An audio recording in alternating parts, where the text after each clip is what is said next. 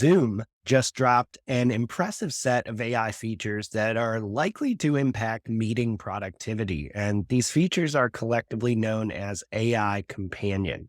The two main AI features here are summaries, which are compiled by AI and emailed to you after a meeting, and a live AI companion window that you can interact with to ask questions or get insights about the meeting in real time.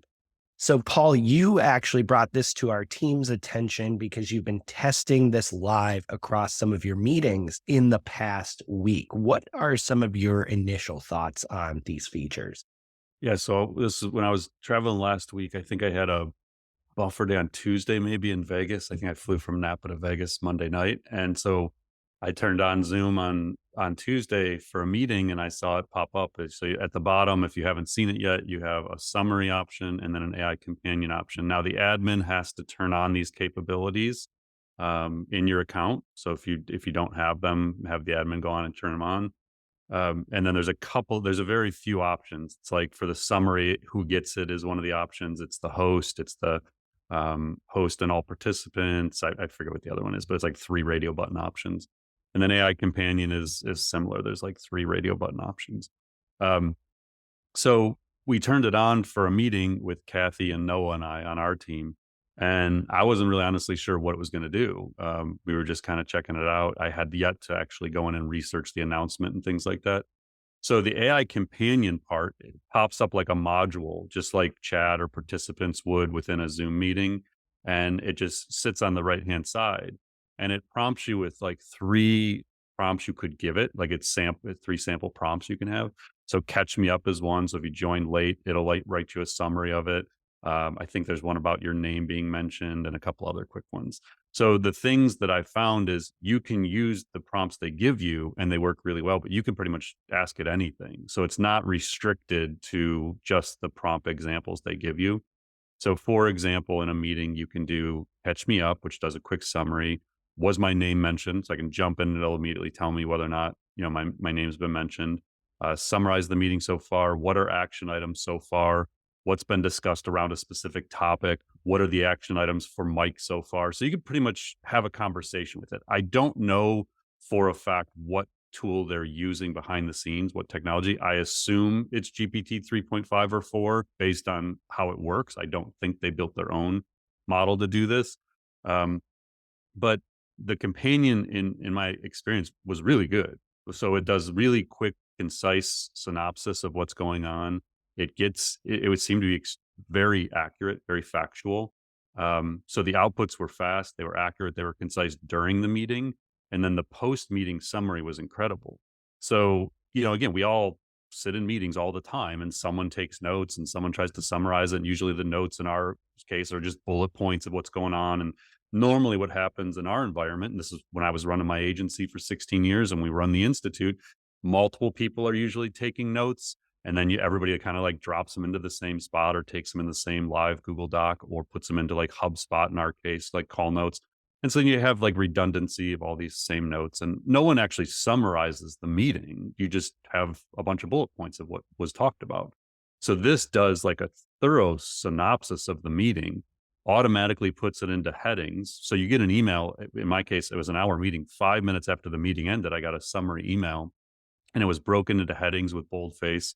You can click an edit button and go in and make edits. There was a few like misspellings of names and things like that that you could go in. Like, for example, we were talking about our Macon conference. Well, it didn't, when I was saying Macon, it doesn't know how to spell it. So I go in and fix that, little things like that. But honestly, like it's probably the best summary I've ever gotten of a meeting from a human. Like it was thorough. It was good. Um, so my initial thing here, and we can kind of dive a little bit more into it, is I know Microsoft Teams is doing the same thing or going to be doing the same thing. I know Google Meet's going to do the same thing. And so it was one of those where you have this experience, you're like, oh, I can't go back now. Like that is such a better meeting experience that any meeting that doesn't have that, doesn't have the summary and doesn't have that companion is going to feel inefficient and archaic. So we're using summary right now on this podcast. We're going to test taking this summary and using it to develop the blog post that summarizes the podcast. So once you have that feeling, like the first time I used ChatGPT, I was like, "Oh, I can't imagine having to go find templates again." Like, it's just I just wanna prompt it. Or Mhm. Google search, which sort of feels obsolete to me now, having to click through 10 links. Like, once you experience a tech and your feeling about that activity just changes, that's when you know the tech is getting quite good. And so for me, the big moment with this one was we keep waiting to find out, is Microsoft 365 Copilot going to be what it appears it has the potential to be? Is, Google Workspace AI going to be a true transformational agent within productivity?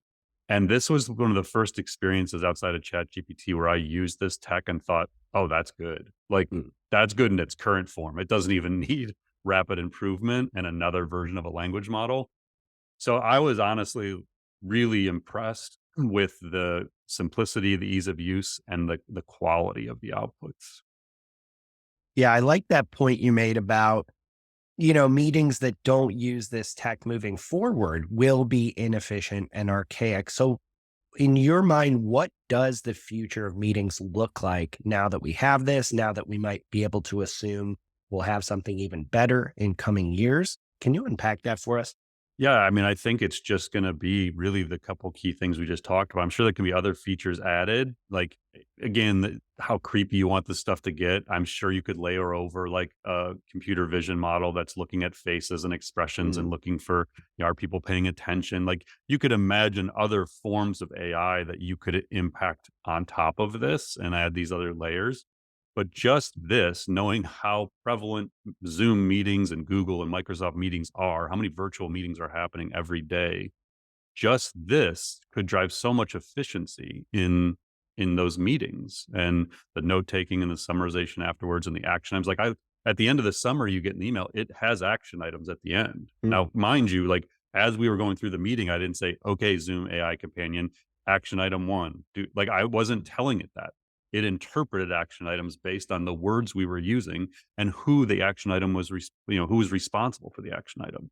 So I mean, that's my initial feeling right away is this goes back to, our companies ready for this? So you turn this technology on. It's free, by the way. Like, it's included in your Zoom license. So it's part of your paid package. You don't have to pay more for it.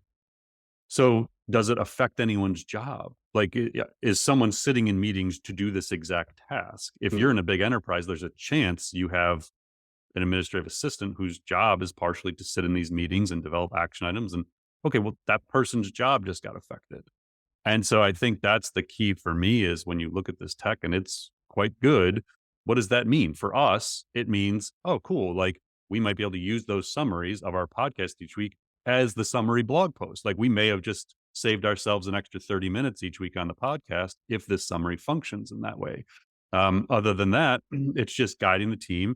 Okay, here's the process for when you turn this on. Make sure the people you're in a meeting with understand the technology you're using, because they may not be aware what AI companion is. And when they see it's turned on, they're gonna be like, what is the AI companion?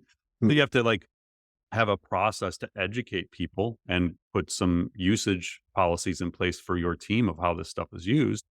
But other than that, I think it just becomes kind of this seamless component. Again, I go back, like, pre-pandemic, when you got on a Zoom, some of us may forget this, but, like, there wasn't really clear protocol of, are we turning our videos on or aren't we? And it was almost like impolite to assume the other person was going to be okay to have their video on and to automatically turn video on when people would get on. And so then during the pandemic, it just became like, oh, okay, these are actually video calls. Like, it's weird to not have your video on. And I think we'll probably go through that really quick, awkward phase of, like, oh, you're turning your ad companion on or not. Mm-mm. And then, like, within a month or two, everyone's just gonna have their ad companion on, and it's just gonna be a normal thing.